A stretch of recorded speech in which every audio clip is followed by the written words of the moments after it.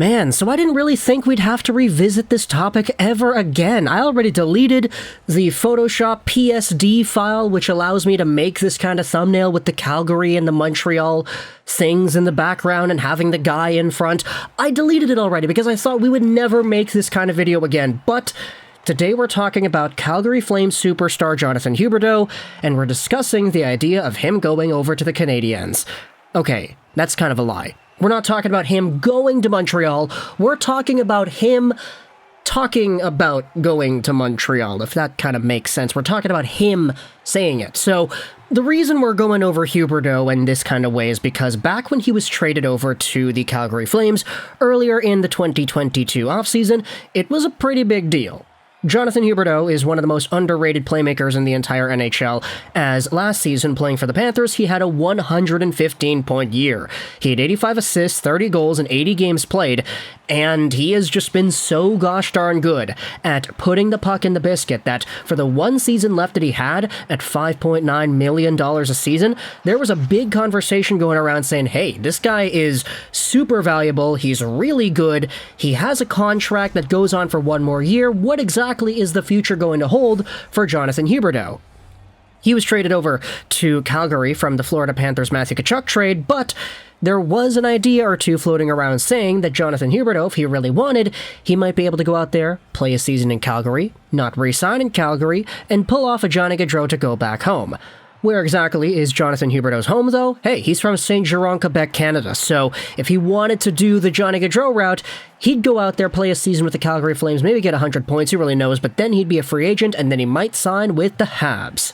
And there actually was an article that we brought up from Le Journal de Montréal from a few months ago saying that Jonathan Huberdeau would like to play in Montreal one day, how ultimately that was the childhood dream, and how it would be cool to go back home and play for your hometown Bleu, Blanc, and Rouge. But at the end of the day, that did not really manifest itself into happening at all. There was a contract extension given out to Jonathan Huberdeau that will see him making $10.5 million a season, starting in 2023-2024 until the end of 2030-2031. That's going to be a long time from now, and the guy's going to be like 38 years old, making 10.5 AAV, but that's whatever. We'll see what happens with Huberdeau and the way his contract ages as he ages, but for now, the Jonathan Huberdeau Montreal Canadiens talk kind of got shut down ever since he had signed the contract extension. This is why I'm kind of surprised we're making this video, because guess what? Jonathan Huberdeau went out there and actually addressed the Canadiens' rumors on a recent episode of the 32 Thoughts podcast. Let's go over onto Montreal hockey now and read this article from yesterday from Marco D'Amico, where Jonathan Huberdeau goes over the rumors about the Habs and how he's wary of local pressure in Quebec. Links will be in the description if you want to go ahead and listen to the 32 Thoughts podcast, as well as read the Montreal Hockey Now article that we're pulling the quotes from. But Jonathan Huberdeau did indeed address the rumors linking him to the Habs this summer, and his response was interesting, to say the least. It's mentioned that the 32 Thoughts podcast had an interview with Huberdeau on the show, and he spoke about the rumors. Despite having 1 year left in his contract before free agency status, the moment he was acquired by the Flames, the hockey world thought, what if? It also appears that Huberdeau himself pondered the question too.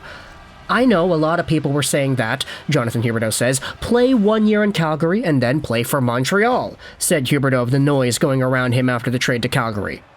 As much as I love Montreal, I don't know. I think it's a tough city for a French Canadian. Calgary traded for me. If Montreal wanted to trade for me, they would have traded for me. That's how I see it, and I want to play for a team that wants me. Calgary wanted me, so that's why I wanted to sign a big extension. Now, there's a little bit going on here in this quote that I think you could dissect and say, okay, I want to hold your horses there a little bit, Jonathan Huberdeau, because when it comes to the entire reason the Florida Panthers even traded Huberdeau and Weegar and Cole Schwind and all that stuff away in the first place, it's because the Calgary Flames were trading away Mateychuk. Mateychuk, not just a guy, but the guy alongside of an 8-year extension that will take him into the prime of his career as he continues being a 100-point scorer who can rack up fantasy points like crazy for your fantasy team because he also hits, he gets penalty minutes, and he has a pretty good plus-minus rating. when it comes to the caliber of a player that Jonathan Huberdeau is, there are so few players in the NHL that you could actually trade to get a guy like Huberdeau and actually have the trade be somewhat balanced.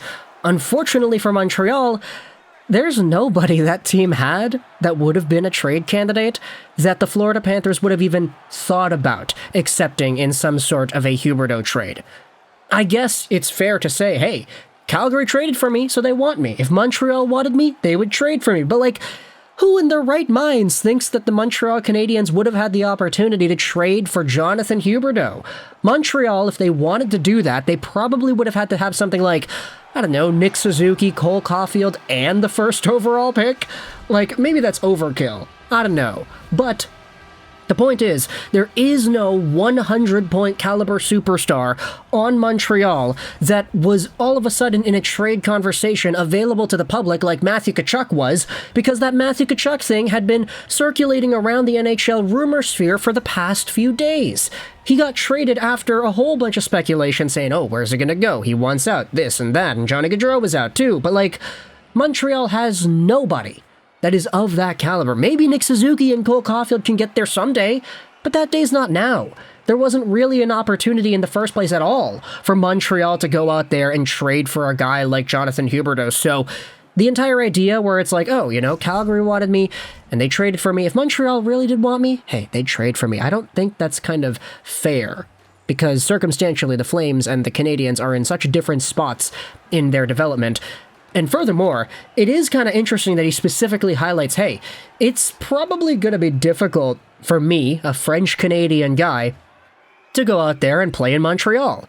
I mean, I would say that there is somewhat of an extended pressure for some of these French-Canadian guys. We saw the Louis LeBlancs, and we saw the Charles Hudons, and all the guys from the QMJHL that eventually made the Canadiens. But Jonathan Huberdeau is not Jonathan Drouin, man. Like, Huberdeau is already a top player in the league. He was top 3, top 2 in scoring last year. Something like that. He was second overall behind McDavid. Like, I don't know what it was, but Huberdeau is already in a territory where I think if the guy just shows up, he does his job, he gets a point every game, he gets a point and a half every game, he's already fine. Like, if at the end of the day, Jonathan Huberdeau is playing for a Canadian squad that, let's say in 2023, 2024, they're not really all too great. Maybe they get Connor Bedard and they start out the next phase of their rebuild, let's just say in 2023. If they sign a guy like Jonathan Huberdeau, they have Bedard, they already have Slafkovsky, and they have Suzuki, and they have Caulfield, like, already at that point in their timeline, starting in 23, like, I think they can be really, really good. And if a guy like Huberdeau just goes out there and he does his job, let's say he signs a huge contract in Montreal as a UFA, if he goes out there and at least gets like a point a game, he's fine. Because Canadiens Nation is going to be so focused on everybody else that it's like, okay, I don't really care if the team is winning or not. As long as Cole Caulfield gets a goal every game, I'm kind of sitting there, drinking a beer, and I'm laughing. Okay, not for me personally, I don't drink. But you kind of get what I mean, right? I don't really know if Jonathan Huberdeau is in that capacity to kind of fall off to the point where the pressure would be getting to him. You have guys like Drouin who didn't deal with it properly, because at the same time, Drouin was not really all too great comparative to what we thought he could be, especially as a third overall guy taken back in 2013. You have some other French Canadians that didn't live up to the expectations, and that's why the pressure got really bad. For Jonathan Huberdeau, I don't think he's got to worry about that. He's already so good that if he just goes out there and he does his job, put your head down, give the puck to Connor Bedard, and let the Bedard guy rip a puck into the back of the net, like, you're good. That's your job. You're pretty much set for the rest of that contract. So, I don't know, I kind of disagree with a lot of the ideas that Huberdeau presented in that argument as to why he dissuaded himself from going over to Montreal. Maybe I'm just being a salty Habs fan. Habs are my second favorite team. Maybe I'm just salty that a guy from Quebec did not ultimately end up choosing to want to play in Quebec the season after he would have become a UFA. But at the end of the day, this might be the last video we're ever going to make about this, because, yeah, the guy already signed on a huge extension till 2031 with the Calgary Flames. He'll be there until his late 30s, and I mean, right now he's got one more season left at 5-point-something million. If he gets 100 points, making $5-point-something million a year, like, that's an absolutely crazy contract.